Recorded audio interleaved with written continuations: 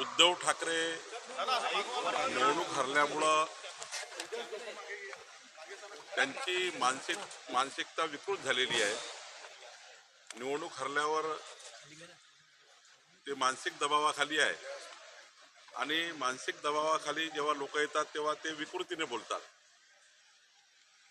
आणि कालचं संपूर्ण उद्धव ठाकरेचं भाषण हे विकृती दर्शवणारं होतं असं मला वाटतं।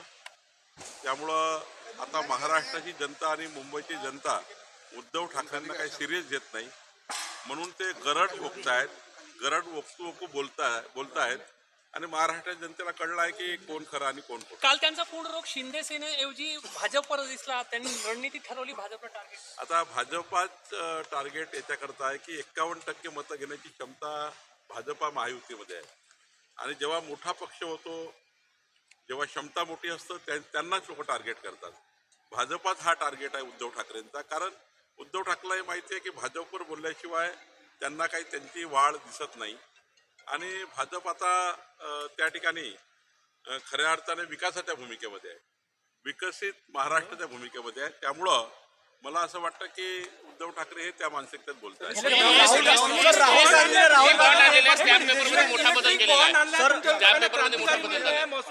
आज महाराष्ट्राच्या इतिहासामध्ये पहिल्यांदा मुद्रांक विभाग ई बॉन्ड लॉन्च करते आहे आणि ई प्रणालीच्या माध्यमातून तुम्हाला विदाऊट स्टॅम्प पेपर घेता, स्टॅम्प पेपरची गरज नाही, आता ई बॉन्डवर तुम्ही स्टॅम्प पेपर घेऊ शकता।